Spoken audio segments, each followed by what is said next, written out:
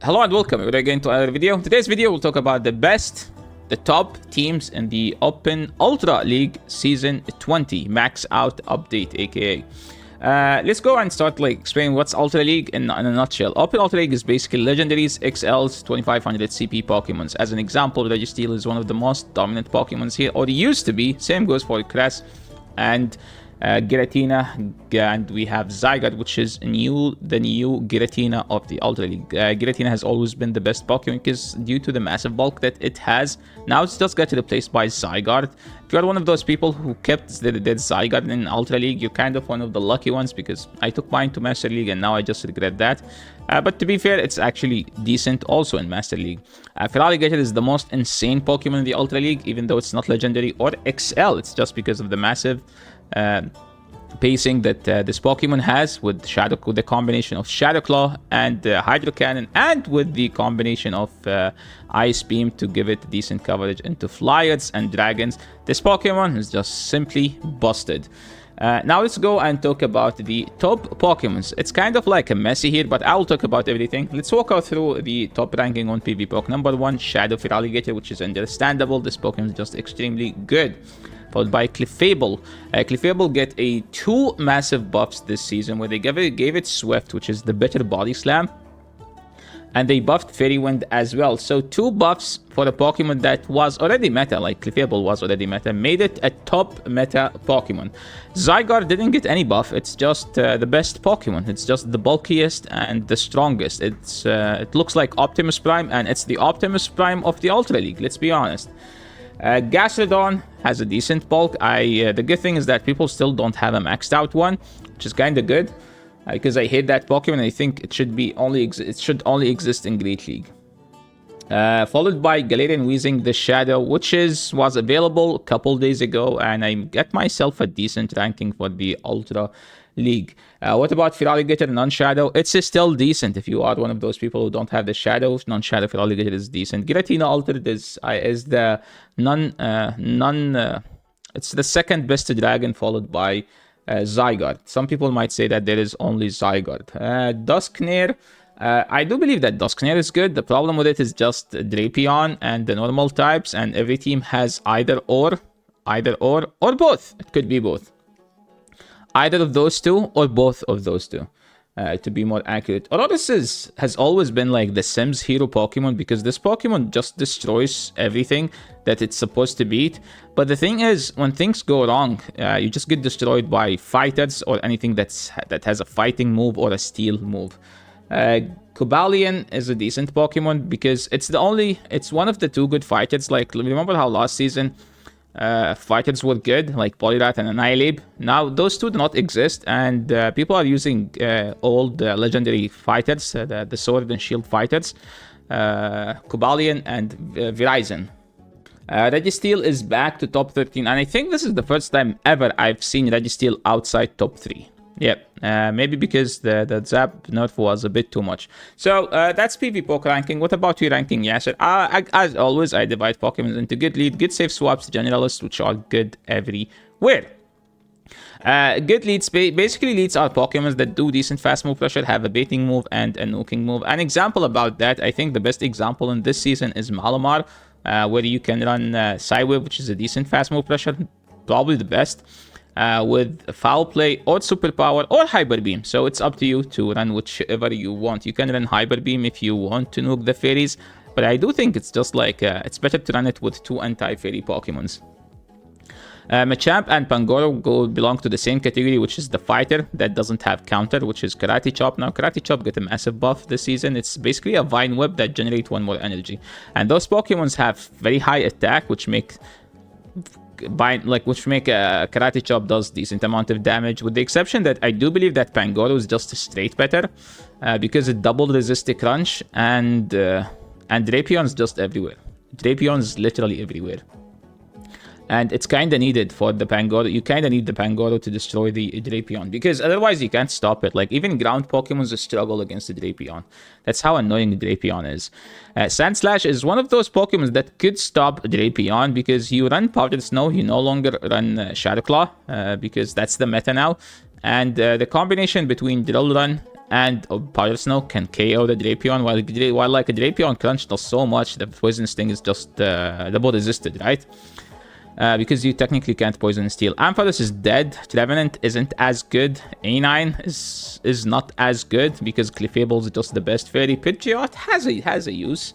But the problem with Pidgeot is like people is just not gonna respect it, and people will never shield your Feather Dance anymore. Safe swaps. The best safe swap in this cup by far is Feraligatr, followed by Shadow Weezing and the Drapion. But I do think that Drapion is just as stronger than those two, because you resist Shadow Claw, which allows you to no-shield one of them. While, like, if they no-shield you the Crunch, you eventually would be able to farm down. And the pacing is better. Once you land the Crunch, you can just go straight Aqua Tail. Weezing is just too busted of a Pokemon, especially the Shadow one. Amandabuzz has a use here and there, but to be honest, Drapion's kind of better. I feel like every time I say them, I'd be like, oh, but Drapion's kind of better. We talked about Clefable, and Florges has a play. It's a spicy, okay, it's an anti-meta Pokemon. The problem with it is that it's just one-dimensional. It's an anti-fighters, anti-dragons, but it loses to everything else because it just doesn't have coverage. And you might say that in neutral matchups, it can put a good fight. But if I want something that can put a good fight, I will use a Drapion. Again, Yasser, back to Drapion Slander. Licky, it's actually decent. It's one of the best safe swaps in this cup. It has a good play also into Drapion because you no longer run Lick, you run Rollout, which is a massively buffed fast move. And the good everywhere, I want to mention that Cresselia is not as cool because Drapion just devours it, eats it alive. Pangoro, it does great, especially if Pangoro boost. And remember, Malamar will... You have a fairy move to hit them hard as well. So that doesn't mean you can stop using Crest. Crest is still strong. But here, the strongest Pokemon is Zygarde, and Cobalion is kind of the best answer to that. I used Verizon because I thought Verizon wall Zygarde because you resisted Crunch and EQ. I ended up losing because this Pokemon is just extremely bulky and does not die. So those are the best Pokemons, okay? Now, let's sum them up into the top performers. What are the top performers? You know, like, those Pokemons are the Pokemons that do well against the entire meta, which is like 600 Pokemons, I think. But the top performers are like the Pokemons that exist, and basically the top 20 used Pokemons. Feraligatr is still the king. I do think there is some kind of like a wrong usage because there is some usage from last season.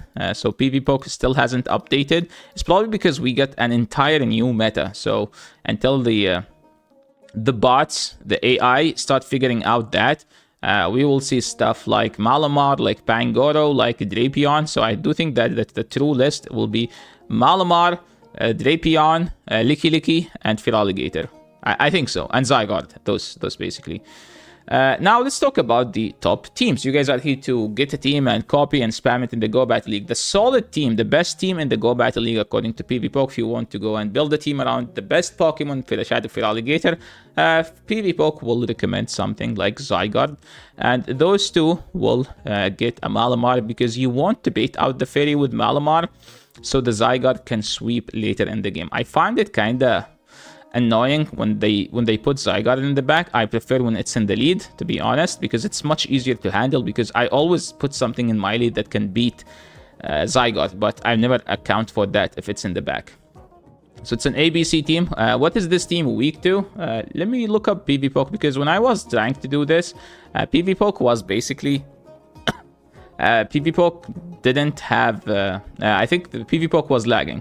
So what's a code breaker to this team? I mean, you could say like stuff like Virizion is tough for this team in the lead because you have two Pokemons that are weak to it. I mean, even if you swap this, they can hit you with a move and then swap out. So Virizion is a bit tough.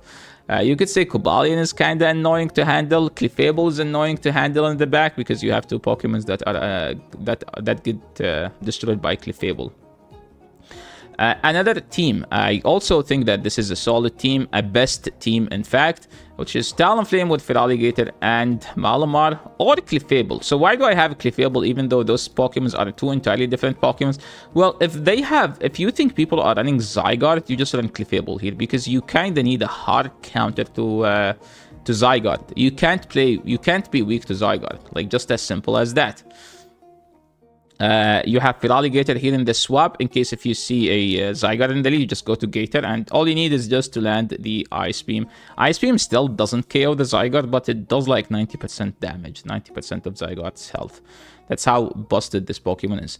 A solid team. I mean, you guys know me. I don't run that much bulkier Pokemons. Like, even if I run XLs, they are like kind of average bulk. The good old Yasser used to run bulky Pokemons, but not anymore. I try to have fun after 20 seasons. I can't run the old teams I used to run. That's all I can say. I love Malamar. I love Feraligator. I think Lickilicky is just too strong. So those three combined together will make a good team for you. The problem with this team is that we just don't have a straight answer to Drapion.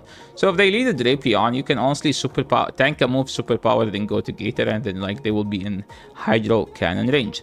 But if you are annoyed by Feraligator, you can just simply run this team. Verizon with Feraligator and Gastrodon. Gastrodon is still a decent hard-hitting fast move Pokemon. I mean, it get destroyed by the Flyers, but how many Flyers are in the meta? It's just Mandibuzz, and people will stop using Mandibuzz once they figure out that Drapion is just a straight better. So it's just a matter of time. If you are a Giratina fan, and I found that this is the best budget. Okay, I call it budget. Best budget. Now, people be like, Giratina is a legendary, it's not a budget. I am sure if you played the past 3 years in this game, you should have a Giratina. I call Giratina a budget because you don't need any IV. You just have a Giratina, you just build it. With the combination of Clefable and Venusaur. And I played against this team, and I just had extremely difficult time against this team. Venusaur was a core breaker to my team because I was running Virizion and Feraligator together. And they both lose hard to Venusaur. Yes, don't you say Feraligator stuff for this team, because Feraligator beat this and this. Not this, okay? Against this, if Feraligator has energy lead, you can have a play by double baiting. But if they called you bait, you're kind of donezo. So that there's no play. And this is an extremely great team, to be honest. If you have a Zygarde and you didn't like the first team, you always pair Zygarde with Feraligator though. Like, this is an all-time pair. Like, those Pokemon will always be together with Tentacruel, but I found it that it could be spicier and like slightly better to put Typhlosion there. Remember that Typhlosion has Thunder Punch, and it's a hard-hitting Pokemon. Like, Thunder Punch from a Shadow Feraligator will do so much damage to the Feraligator here. There was a team posted by Homeslice Henry, and I think that Homeslice Henry actually made me doubt myself. Like, I thought that this Pokemon is not as good. I still think that whatever this Pokemon can do, Gastrodon can do it better. But you know what this Pokemon need that Gastrodon can't do? Which is Dust. This Pokemon doesn't need that much Dust to power up. It's non-XL Pokemon, while Gastrodon is a very XL. Gastrodon is a level 50 Pokemon. So if you don't want that much of an investment, you want to have fun with with the gigantic robot, this Pokemon is extremely good. I recommend watching Homeslice Henry video. He said Shadow Golurk feels legit, way better than expected in the Ultra League. I do agree with them. I did not have what I thought, and when I saw what this Pokemon can do, I was like, okay, this is way better than what I expected. He paired him with a Drapion and Miltank. I think Lickilicky is better than Miltank, but what Miltank can do and Lickilicky can't do is the Ice Beam. This thing has Ice Beam, so if you see a Zygarde in the lead, you can just go Miltank and spam the Ice Beam. Now, these are like the teams that I do think are good. Now, let's move into some top teams from top players, and we start from none other than the Wholesome _, the Pokemon Go caster, the Pokemon Go streamer, the Pokemon Go on Twitter. He streams no, he doesn't stream on Twitter, but he does exist on Twitter. He does exist in tournaments as a caster. He does exist as a Twitch streamer, and he does have a very successful run this season. He had like one of the best, I think he had one of the best seasons this season, until he started getting those frustrating lags, where now he just doesn't like playing as much because the game is just frustrating and lags 24/7. You can catch him up on Twitch at twitch.tv/wholesome _. You can find him on X as well, Wholesome Pogo. So, he used to run Machamp, Snorlax, Amok, Alolan Muck. Okay, Snorlax is nerfed. You use Lickilicky. Alolan Shadow Drapion is busted now, so you run this. But I do think that Virizion is just better than Machamp. Whatever you want Machamp to do, Virizion can just do it better. The team is kind of core broken by Zygarde, so that's another reason why you run Verizon in the lead, because it has a play into Zygarde, where like Machamp just simply can't do anything to fight back the Zygarde. Now let's move into the team from Pokemango. I think he hit number 2 on the leaderboard this season using this team, and there is a video on the channel. You will find it. Let me find it, and so I'll give you guys a direction where to go. And this is the video on the channel about this team. Highest starting elo, the best Ultra League team. I do believe that this is actually the best Ultra League team. And he had one of the highest starting elo ever. You might be like, oh, I found someone that had a high starting elo. He got the highest starting elo in an open league, not Little Cup, not those Mickey Mouse leagues, okay? So he started, I think, around either 2490 or 2520 or something like that. He had like an insane high elo to start with. So his team was basically Zygarde, Malamar, I think, with Clefable. You could say Registeel or this. A-Slash in the lead is just a bit tough, but to be honest, Clefable is just a freaking monster and can handle it easily. We have another team from That Boy J, someone who has hit number 1 multiple times. He's always within the top 10 on the leaderboard.